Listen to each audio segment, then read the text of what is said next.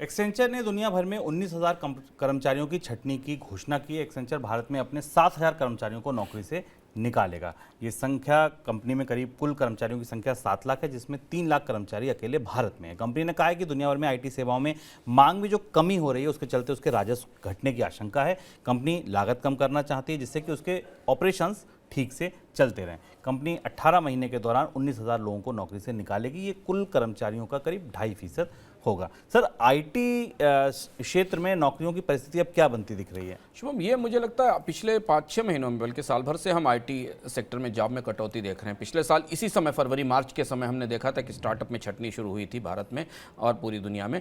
Accenture की ये कटौती अभी तक की सबसे बड़ी एकमुश्त कटौती, 19,000 कर्मचारियों, जिसमें भारत में बड़ा असर पड़ेगा। एसेंचर का 7 से 8,000 के आसपास कर्मचारी निकाले जा रहे हैं।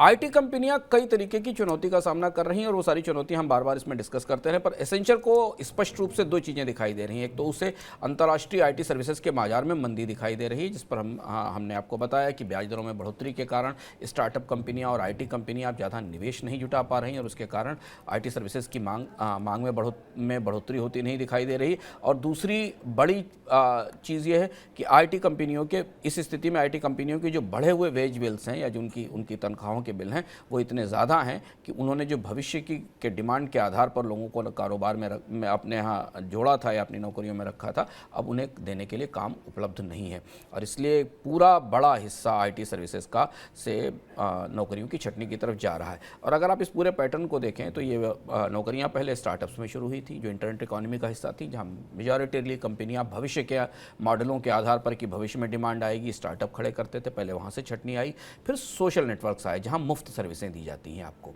जहाँ पर मुफ्त सेवाएँ दी जाती हैं। फेसबुक, ट्विटर और नेटफ्लिक्स ऐसी कंपनियां जो आमतौर पर पर आपको सस्ती या मुफ्त सेवाएं देती, वहां हमने मेटा ने काफ़ी बड़ी छंटनी की, गूगल ने बड़ी छंटनी की और उसके बाद अब तीसरा हिस्सा उन कंपनियों की तरफ बढ़ रहा है जो सर्विसेज प्रोवाइड कर रही हैं, यानी जो सर्विसेज प्रोवाइडर हैं, जहां मुफ्त नहीं, जो कि कॉर्पोरेट सर्विसेज प्रोवाइड करती। एसेंचर जैसी कंपनियां दरअसल बड़े ग्राहकों के लिए तमाम तरीके की सेवाएं प्रोवाइड करती।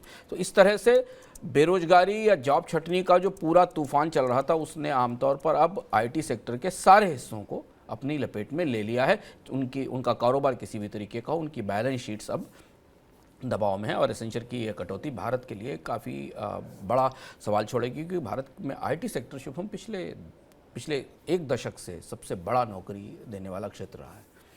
बिल्कुल, और चिंता इस बात की तो है ही कि ये नौकरियां जा रही हैं। दूसरी चिंता इस बात की भी है जो 2 हफ्ते पहले इकोनॉमिका में अंशुमान जी ने कहा था कि नौकरियों का क्या होगा। उसमें साफ कहा था कि जब नौकरियां जितनी बड़ी संख्या में जा रही हैं, वापसी शायद इतनी तेज नहीं होगी। अगर आप ये जानना समझना चाहते हैं तो 2 हफ्ते पहले का इकोनॉमिकम आप देखिए, जिसका लिंक आपको डिस्क्रिप्शन बॉक्स में मिल जाएगा और जिसका टाइटल हेडलाइन है कि नौकरियों का क्या होगा यार। और देखिए एक्सेंचर ने जो किया है इसके आगे की राह क्या दिखती है।